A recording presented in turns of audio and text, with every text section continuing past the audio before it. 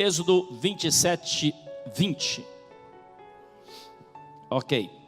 Diz assim: ordenará aos filhos de Israel que te tragam azeite puro de olivas amassadas para o candelabro, para que haja lâmpadas continuamente acesas no recinto.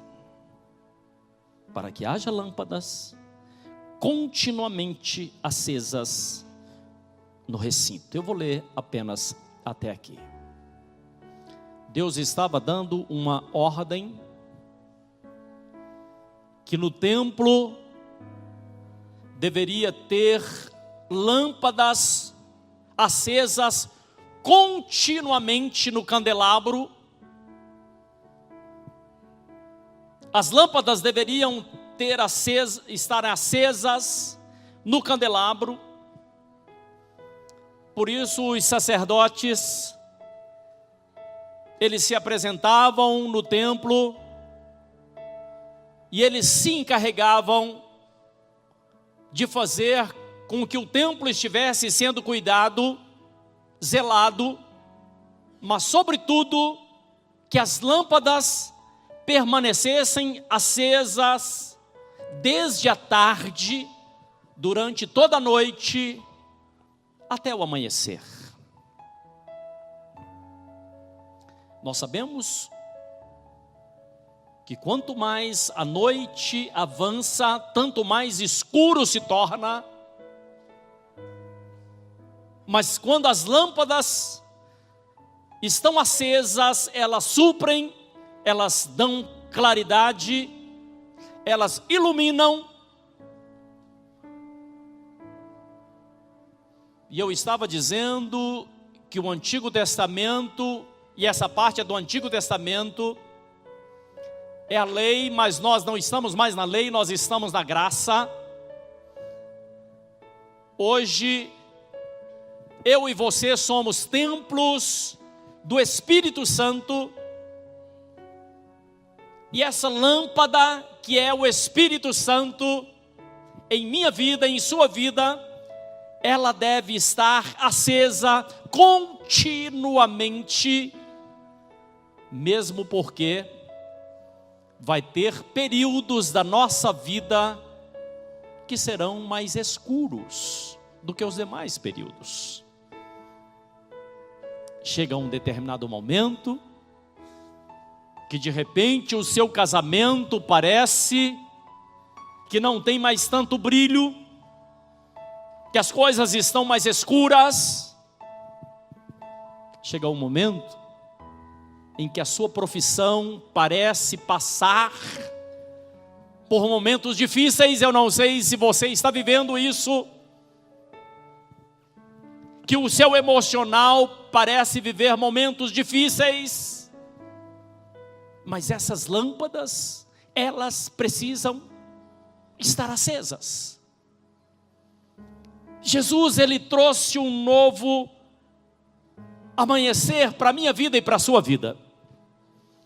Por isso que quando nós andamos, quando nós estamos na presença do Senhor, cheios do Espírito Santo, as pessoas podem até perceber e dizem: você tem um brilho diferente na sua vida, o que está acontecendo? É o brilho do Espírito Santo. A luz do Espírito Santo, ela traz claridade para a minha vida, mas traz claridade também na vida daqueles que estão ao meu redor.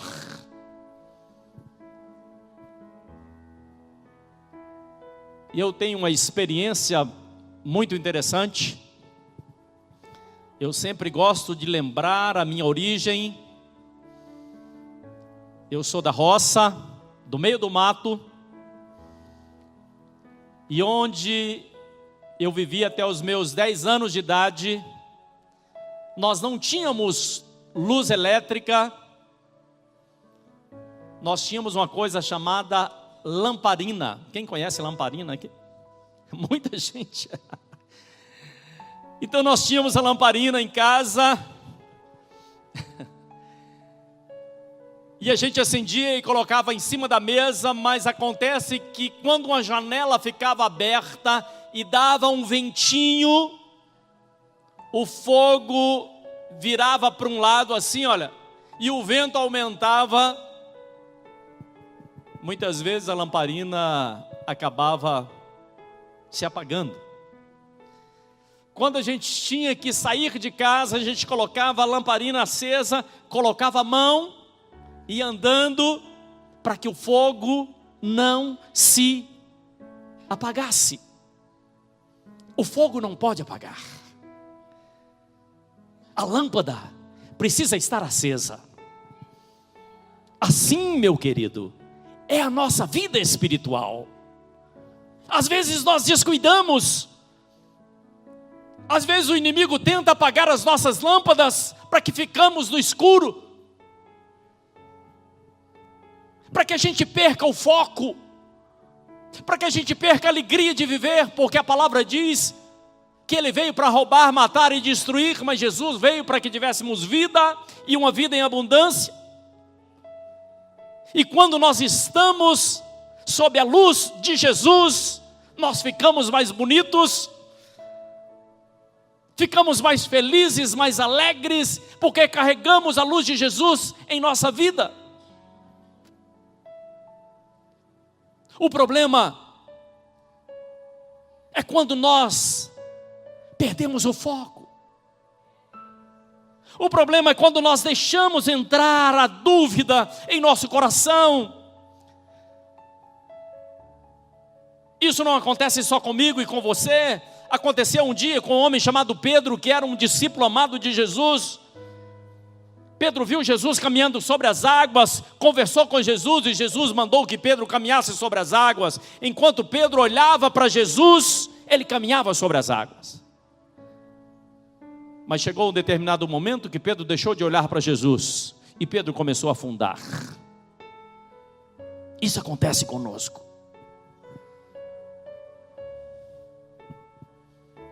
Precisamos entender que somente Deus pode nos dar o seu imenso e grande favor, mas cabe a mim, cabe a você cuidar para que a sua lâmpada não se apague. A sua lâmpada não pode apagar.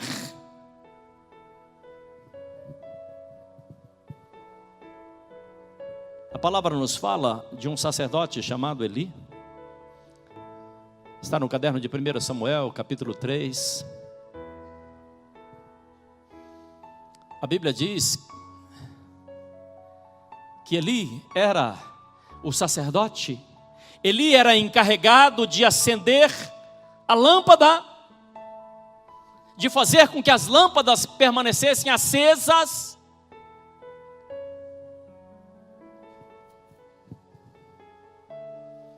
Mas chegou um determinado momento que Eli se acomodou. Os seus filhos não estavam preocupados em fazer com que as lâmpadas permanecessem acesas. Isso é uma coisa muito séria. Foi necessário que Deus mandasse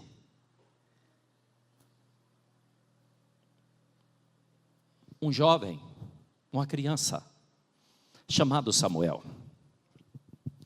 Quando uma geração, ouça o que eu vou te dizer, quando uma geração abre mão daquilo para o qual Deus chamou, Deus sempre chama uma outra geração.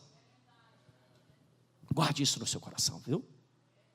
Se você deixar passar a sua oportunidade, Deus vai chamar o seu filho. Deus vai chamar o seu neto. Mas a oportunidade é para mim, então eu preciso aproveitar a oportunidade que Deus está me dando. E Deus chamou a Samuel. A Bíblia diz que as lâmpadas do templo já estavam quase se apagando. O sacerdote estava quase sempre dormindo no lugar que ele costumava dormir. Ele estava sonolento, estava despercebido com o que estava ocorrendo ao redor dele.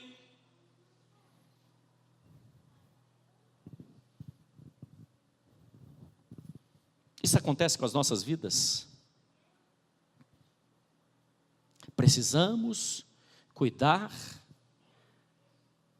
para que a nossa lâmpada não se apague. Algumas lâmpadas estão confusas. Começa a brilhar, perde o brilho. Volta a brilhar, mas vira o escuro novamente.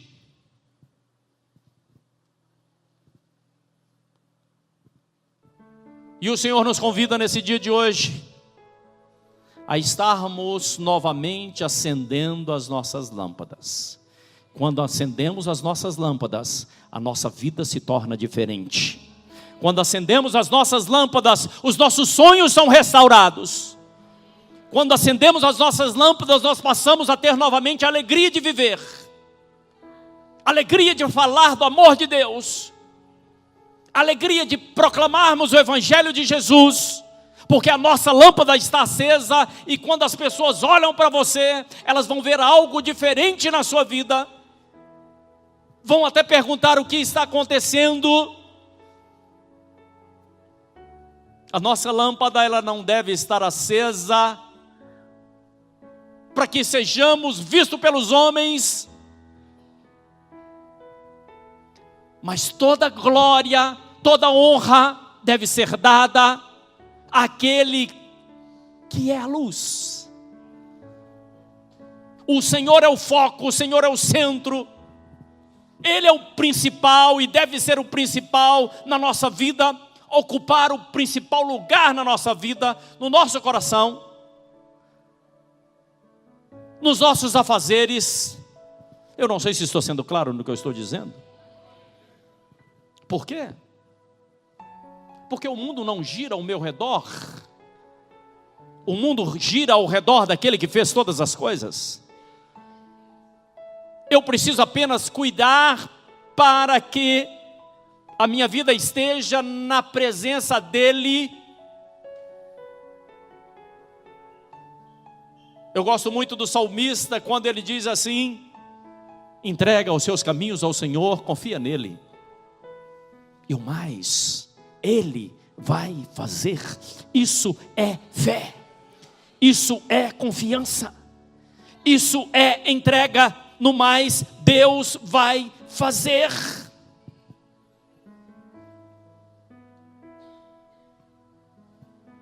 Aliás, Deus quer continuar cuidando da sua vida. Às vezes, de imediato, nós não sabemos o que Deus está fazendo. Às vezes, nós não entendemos o que Deus está fazendo.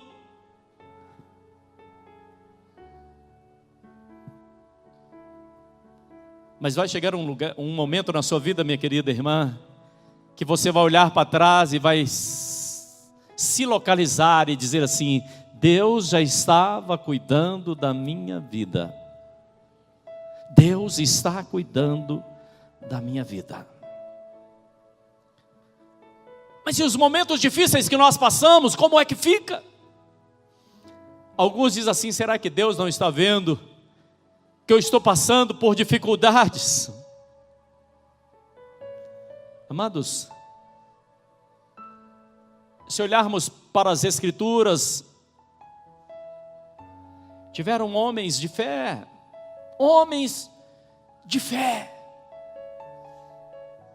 que viveram momentos difíceis. Eu me lembro agora de Abraão, que Abraão foi chamado a sacrificar o seu melhor era o seu filho Isaque, e Deus pede o seu filho: me dê o seu filho.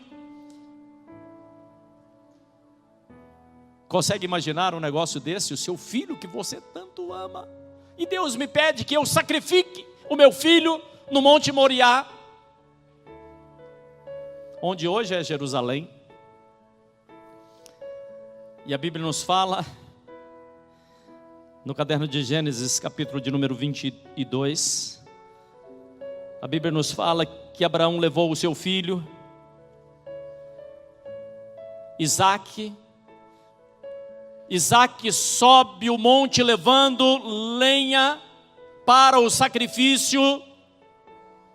Isaque, na verdade, de forma figurada, estava representando o Senhor Jesus, que subiu também o monte que fica perto do Monte Moriá, que é o Monte Calvário, que fica apenas a alguns metros.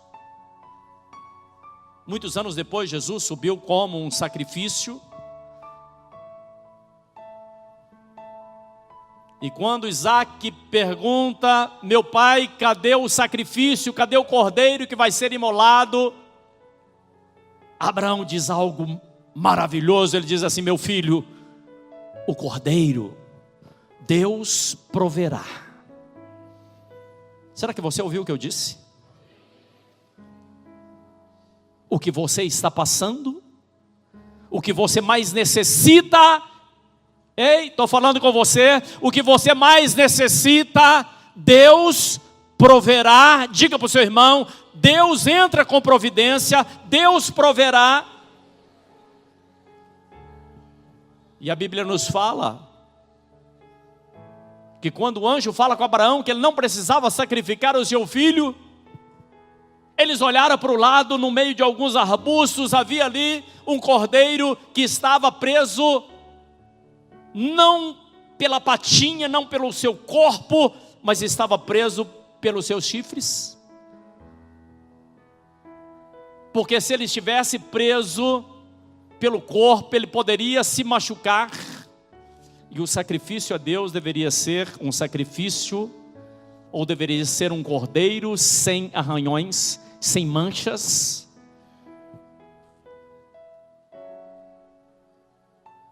Era o que Deus estava fazendo. Eu quero dizer a você, minha irmã, meu irmão amado, que tudo o que nós fizermos, tudo o que você for fazer, faça-o pela fé. Faça pela fé.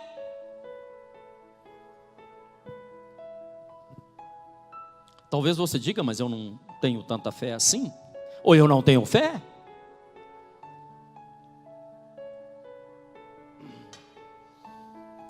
Um dia eu estava conversando com o Senhor e Ele me disse assim: eu gostaria de ser como vocês, mas eu não tenho fé.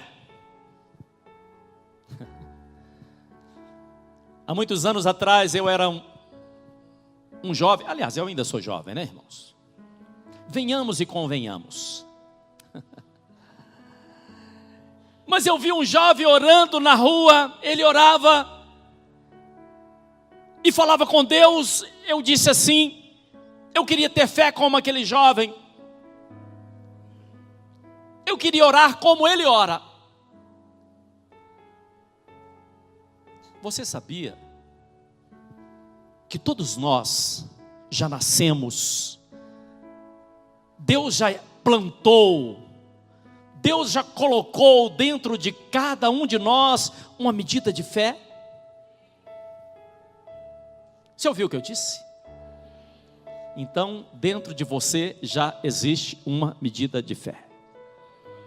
Fé para você viver, fé para você comer, fé para você crescer, fé para você melhorar. Diz a palavra em Romanos 12:3 que já existe dentro de você uma medida de fé. Por que eu não tenho essa fé ainda? Sabe por quê? Porque ainda em Romanos, capítulo de número 10, verso 17, diz que a nossa fé, ela se aumenta quando nós ouvimos. Então, o que nós estamos fazendo hoje, nós estamos ouvindo o quê? Nós estamos ouvindo a palavra de Deus, e a fé vem pelo ouvir e ouvir a palavra de Deus. Nós sairemos mais fortes, mais firmados, mas convictos de que Deus está na direção da nossa vida. E isso é evangelho, e isso é a palavra de Deus. Evangelho são as boas novas. Boas novas significam boas notícias. Enquanto nós recebemos tantas notícias ruins, de pessoas que morreram, aconteceu isso, guerra, enfermidades, pestes, e nós recebemos as boas notícias. Você hoje está recebendo boas notícias. E quando nós recebemos as boas notícias, nós passamos a entender que o evangelho é poder de Deus sobre as nossas vidas. Eu não sei se você está ouvindo o que eu estou dizendo.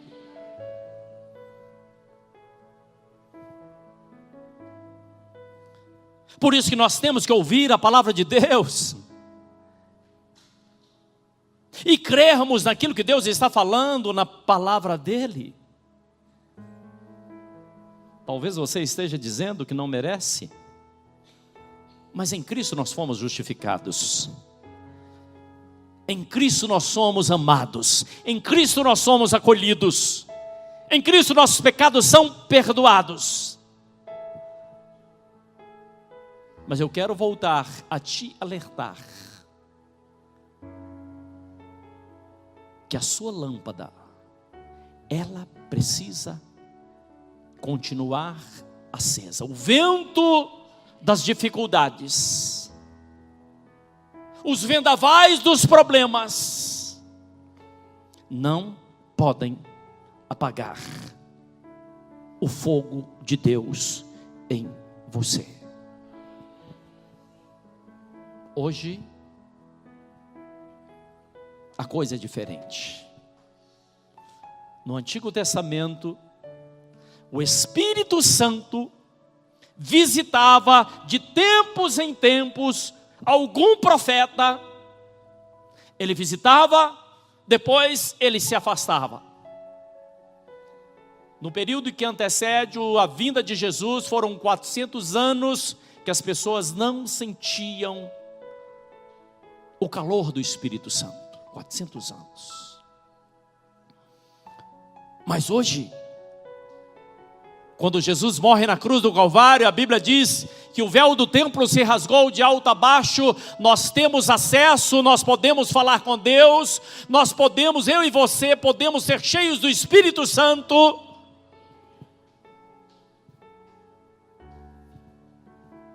Aliás, eu quero te dar uma notícia.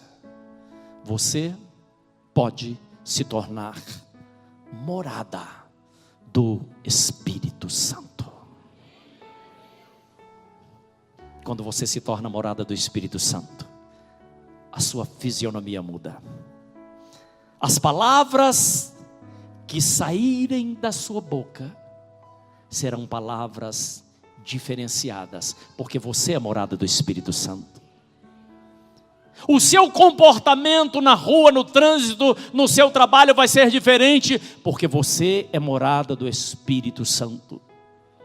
O inimigo poderá te tentar, mas você vai falar bem alto: eu sou morada do Espírito Santo, e eu não posso deixar essa chama se apagar em minha vida.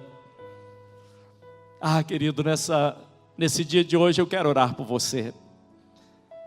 Eu quero orar para você, para que você seja fortalecido, para que você tenha um entendimento que Deus quer entrar em sua vida e fazer morada em sua vida.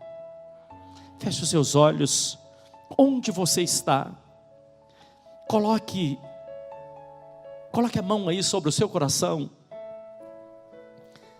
diga assim comigo: Senhor Jesus, hoje eu sei que o Senhor morreu na cruz por mim. Diga assim: Jesus, eu me arrependo dos meus pecados e te convido a partir de agora a fazer morada em minha vida. Diga assim: Jesus, abra os meus olhos espirituais. Diga assim: abra o meu entendimento, porque eu quero ter uma vida na tua presença.